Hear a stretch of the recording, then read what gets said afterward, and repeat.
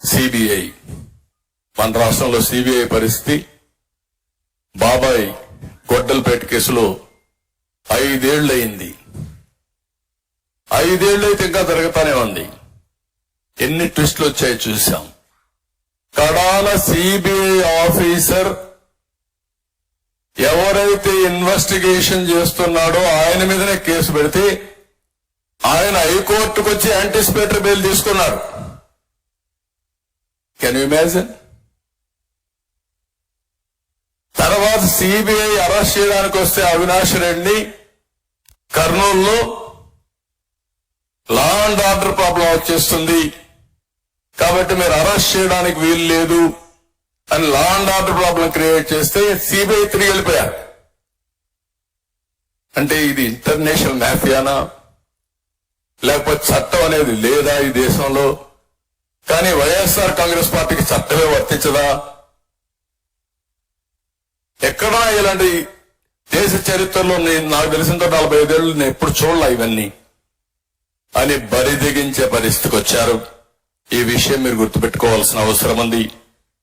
Drugs, గంజాయి, liquor, నాసిరకం liquor, వేల కోట్ల దోపిడీ, ఇంకో పక్కన శాండ్, ఇంకో పక్కన చూస్తే మైన్స్ మొత్తం లూటీ, ప్రాపర్టీస్ అన్ని కూడా సెటిల్మెంట్లు, 30-40 సంవత్సరాలుగా సంపాదించిన ఆస్తి మెడ మీద కత్తి పెట్టి ఇది రాసిస్తావా లేదా అంటే ప్రాణభయంతో రాసిచ్చేసి బయట కూడా చెప్పలేని పరిస్థితి, చంపేస్తారు.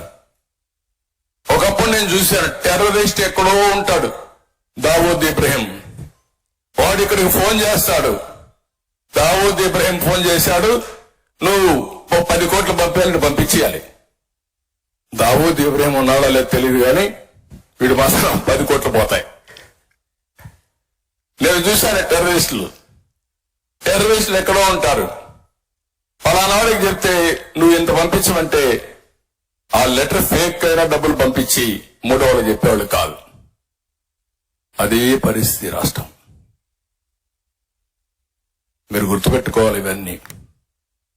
అందుకే చాలా మంది సెటిల్మెంట్లు చేసుకుంటే 40 ఏళ్లుగా సంపాదించిన ఆస్తి వీళ్ళకి రాసిచ్చేసి వాటా రాయించే వాళ్ళు ఉన్నారు, టోటల్ గా రాయించే వాళ్ళు ఉన్నారు, లేకపోతే వదిలేసుకున్న వాళ్ళు ఉన్నారు. కానీ బయట మాట్లాడకుండా ఇప్పటికి కూడా భయపడే పరిస్థితికి వచ్చారు.